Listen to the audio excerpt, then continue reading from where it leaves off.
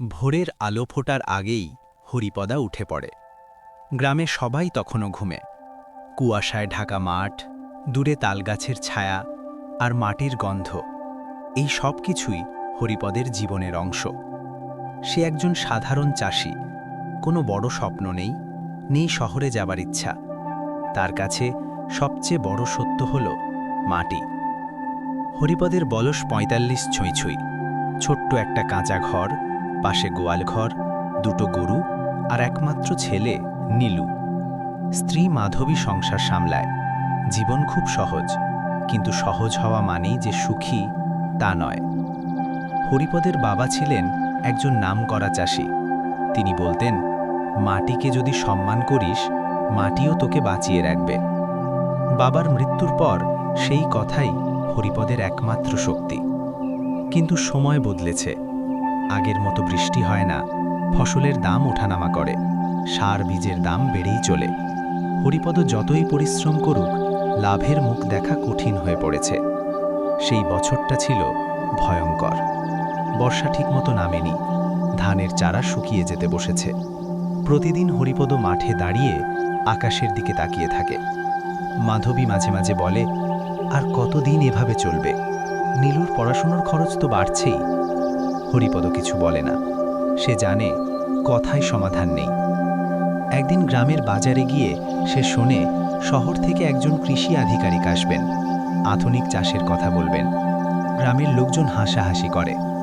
এই সব বইয়ের কথা দিয়ে কি পেট ভরবে? কেউ বলে, আমরা তো বাবার আমল থেকেই এইভাবে চাষ করছি। হরিপদ চুপচাপ সব শোনে, কিন্তু তার মনে একটা প্রশ্ন জন্মায়, যদি অন্যভাবে চেষ্টা করা যায়? পরদিন সে সভায় যায়। আধিকারিক বলেন, কম জল লাগবে এমন ধান, জৈব সার আর ফসলের বৈচিত্র্য নিয়ে। হরিপদ মন দিয়ে শোনে। সবার শেষে সে প্রশ্ন করে, এইসব করলে যদি ফসল নষ্ট হয়? আধিকারিক শান্তভাবে বলেন, ঝুঁকি সব চাষেই আছে, কিন্তু না বদলালে ক্ষতিটা নিশ্চিত।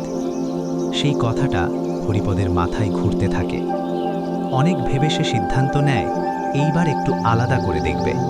পাশের জমির এক অংশে নতুন পদ্ধতিতে চাষ করবে। মাধবী প্রথমে ভয় পায়, সব জমিতে না করো, যদি ক্ষতি হয়? হরিপদ বলে, সব না, একটু চেষ্টা। দিন রাত পরিশ্রম শুরু হয়। গ্রামের লোকজন হাসে, দেখিস সব নষ্ট হবে। কেউ বলে, শহরের লোকের কথা শুনে পাগল হয়েছে। কিন্তু হরিপদ থামে না। কয়েক মাস পর ফল দেখা যায়। যেই জমিতে নতুন পদ্ধতি ছিল, সেখানে ধান তুলনামূলক ভালো। পুরো নয়, কিন্তু আশার আলো দেখা যায়। হরিপদের চোখে জল আসে।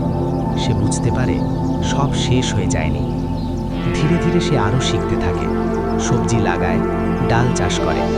নীলুও বাবার পাশে দাঁড়ায়।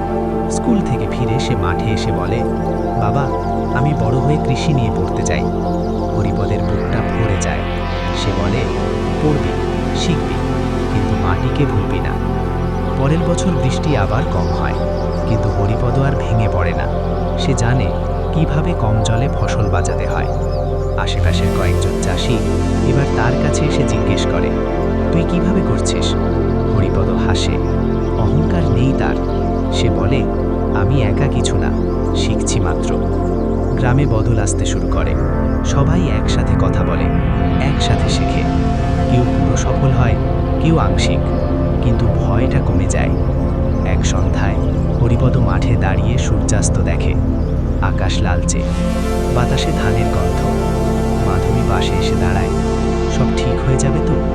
হরিপদ মাটির দিকে তাকিয়ে বলে, মাটি যতদিন আছে, আশা ততদিন আছে। সে জানে চাষের জীবন সহজ নয়, প্রতিদিন লড়াই, প্রকৃতির সঙ্গে, বাজারের সঙ্গে, নিজের ভাগ্যের সঙ্গে। কিন্তু সে এটাও জানে, এই লড়াইয়ের মধ্যেই তার পরিচয়। হরিপদ কোনো বড় মানুষ নয়, খবরের কাগজে তার নাম আসবে না, কিন্তু সে একজন মাটির মানুষ, আর এই মাটির উপর দাঁড়িয়েই তার